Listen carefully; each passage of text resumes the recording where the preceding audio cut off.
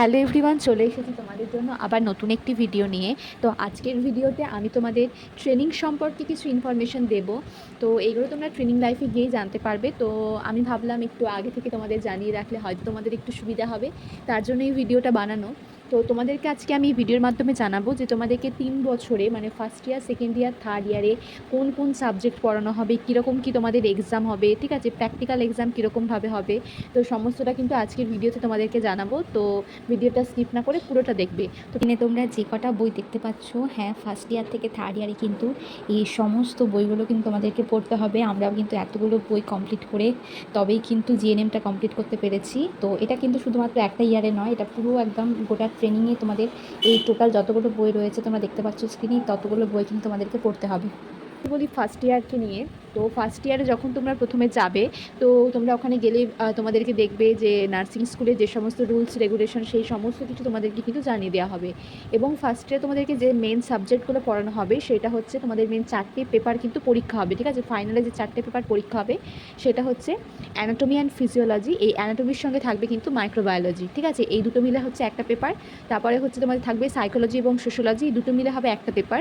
তারপরে থাকবে হচ্ছে ফান্ডামেন্টাল অফ নার্সিং, ঠিক আছে। এই ফান্ডামেন্টাল অফ নার্সিংয়ের সঙ্গে থাকবে হচ্ছে ফার্স্ট এড বলে একটা সাবজেক্ট। তো এই দুটো মিলে হবে একটা পেপার, মানে 3টে হলো টোটাল। এবং আরেকটা হচ্ছে কমিউনিটি হেলথ নার্সিং। এই কমিউনিটি হেলথ নার্সিংয়ের মধ্যে থাকে আবার এনভায়রনমেন্টাল হাইজিন থাকে, তোমাদের নিউট্রিশন থাকে, ঠিক আছে। তো তোমাদের কিন্তু এই টোটাল 4টে পেপার, ঠিক আছে, এই 4টে পেপার কিন্তু তোমাদের হচ্ছে ফাইনালে কিন্তু পরীক্ষা হবে। তো বুঝতে পারলে। আর একটা যেটা হবে সেটা হচ্ছে তোমাদের প্র্যাকটিক্যাল এক্সাম। তো প্র্যাকটিক্যাল এক্সামটা তোমাদের হবে মেনলি ফান্ডামেন্টাল অফ নার্সিংয়ের ওপরে। তো ফার্স্ট ইয়ারে কিন্তু একটাই প্র্যাকটিক্যাল এক্সাম হয়, মানে একটা সাবজেক্টের ওপরে, সেটা হচ্ছে ফান্ডামেন্টাল অফ নার্সিং। তার সঙ্গে কিন্তু থাকে হচ্ছে ফার্স্ট এড, ঠিক আছে। তোমরা বুঝতে পারলে।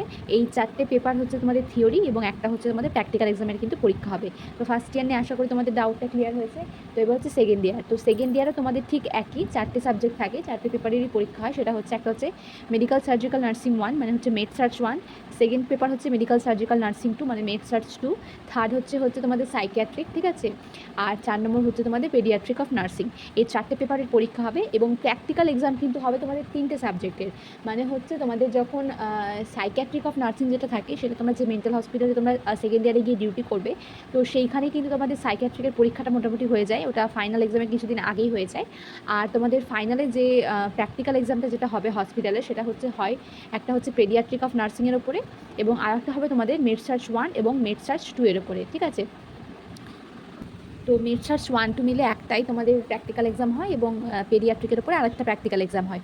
আর আগে বললাম যে তোমাদের সাইকিয়াট্রিকটা আগে হয়ে যায়, মানে টোটাল হচ্ছে 4টে হচ্ছে থিওরির পেপার আর এদিকে 3টে হচ্ছে প্র্যাকটিক্যালের জন্য হয়, ঠিক আছে। এবার হচ্ছে তোমাদেরকে বলে দিই, ফার্স্ট ইয়ারও কিন্তু এই যে প্র্যাকটিক্যাল এক্সাম হয় তার জন্য কিন্তু একটা ফাইল তৈরি করতে হয়, ঠিক আছে। ওটা তোমরা যখন যাবে তখনই সব জানতে পারবে, আমি জাস্ট একটা ধারণা দিয়ে রাখছি তোমাদের। তো একটা ফাইল তৈরি করতে হয়, সেটা ফান্ডামেন্টাল অফ ফার্স্ট ইয়ারে ফান্ডামেন্টাল অফ নার্সিংয়ের উপরে, সেকেন্ড ইয়ারে কিন্তু তোমাদেরকে 3টে ফাইল তৈরি করতে হবে।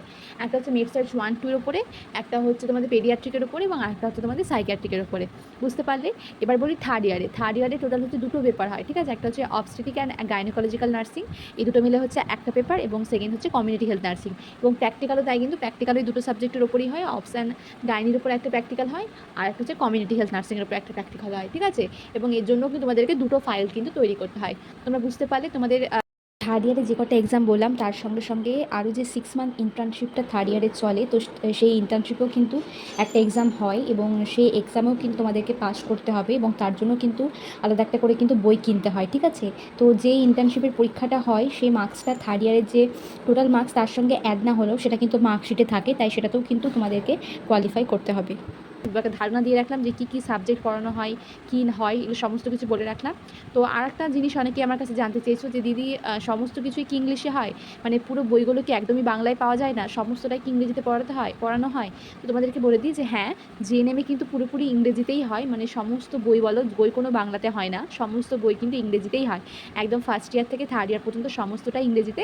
এবার তোমাদেরকে বলে দিই, তোমরা যে এনটিএসেই পাও না কেন, গভর্নমেন্ট এনটিএস, ঠিক আছে, আমাদের এনটিএস যেমন সিস্টাররা কিন্তু খুব ভালোভাবে পড়াটা বোঝাতেন, ঠিক আছে। তো সমস্ত এনটিএসে কিন্তু যে পড়াগুলো হয় অনেক ভালো করে বোঝাবে, বাংলাতেই বোঝানো হয়। সেখানে কিন্তু যে একদম যে সিস্টাররাও ইংরেজিতে বোঝান তা কিন্তু নয়, বাংলাতেই বোঝানো হয়। তো আশা করি তোমাদের কোনো প্রবলেম হবে না, কিন্তু বইগুলো কিন্তু ইংরেজিতেই হয়। একদম ক্লাস 1 থেকে ক্লাস 12 পর্যন্ত একদম বাংলা মিডিয়ামের স্টুডেন্ট, সেক্ষেত্রে গিয়ে হঠাৎ করে ইংরেজি বইগুলো পড়া সত্যি খুবই কঠিন হয়, খুবই কষ্টের হয়। তো ভয় পাওয়ার কিছু নেই। প্রথম সবারই অসুবিধা হয়, আমাদেরও কিন্তু খুব অসুবিধা হয়েছিল, কারণ আমরাও বাংলা মিডিয়ামের স্টুডেন্টই। এবং আমরা ছোটো থেকে বাংলাতেই পড়ে এসেছি সমস্ত কিছু। হঠাৎ করে গিয়ে এতটা ইংরেজিতে সমস্ত কিছুটা পড়া আমাদের পক্ষেও মানে কী বলবো, প্রথম খুবই কঠিন লাগতো, ভয় লাগতো। হয়তো ভাবতাম যে কী করে পারবো, ধুর ভালো লাগছে না, ছেড়ে চলে যাবো। তো এরকম প্রথম 1-2 মাস কিন্তু একটু খুবই কষ্ট হয়, খুবই প্রবলেম হয় পড়তে। কিন্তু তারপরে তোমরা দেখবে তোমাদের যখন 3-4 মাস হয়ে যাবে তখন তোমাদের মনে হবে যে ইংরেজিটাই ভালো লাগছে, ইংরেজিতেই পাতার পর পাতা লিখে দিতে পারবে। কিন্তু বাংলা তখন মনে হবে না যে বাংলায় লিখি, কারণ তো ভয় পাওয়ার কিছু নেই, ইংরেজিটাই মনে হবে সোজা।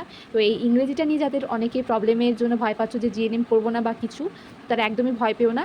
ইংরেজিটা কোনো প্রবলেমই না। প্রথম সবারই অসুবিধা হয়, আমাদেরও হয়েছিল, তোমাদেরও এখন গিয়ে একটু অসুবিধা হবে, কিন্তু আস্তে আস্তে সমস্তটাই কিন্তু ঠিক হয়ে যাবে, ঠিক আছে? আর যদি বলো পরীক্ষার কথা, তো অনেকেই জানতে চাইছো দিদি কীরকম কী পরীক্ষা হয়, এক্সাম হয়। তো এগুলো তো ওখানে গেলেই সমস্ত কিছু জানতে পারবে। নার্সিং মানেই সেখানে প্রচুর এক্সাম হবে তোমাদের, মানে বলার মতো না, প্রতিদিনই হয়তো এক্সাম এরকম লেগেই থাকে, ঠিক আছে? ভয় পাওয়ার কিছু নেই, সমস্তটাই হয়ে যাবে। তো সবাইকে বলছি একদম মনস্থির করে যাবে যে আমাকে ট্রেনিংটা যে করেই হোক কমপ্লিট করে আসতে হবে। কেউ কিন্তু ঢুকে মাঝপথে ছেড়ে চলে আসবে না। ট্রেনিংটা আমি একদম কমপ্লিট করেই বেরোবো, সে যত কষ্টই আমার হোক না কেন। তো আশা করি ইনফরমেশনটা তোমাদের ভালো লেগেছে। তো যদি আর কোনো ইনফরমেশন তোমরা জানতে চাও আমাকে অবশ্যই কমেন্টে জানিও, আমি চেষ্টা করবো তোমাদের কমেন্টের আনসার দেওয়ার। এবং ভিডিওটা ভালো লেগে থাকলে অবশ্যই লাইক, কমেন্ট, শেয়ার করে দিও এবং সাবস্ক্রাইব করে আমার চ্যানেলের কিন্তু পাশে থেকো।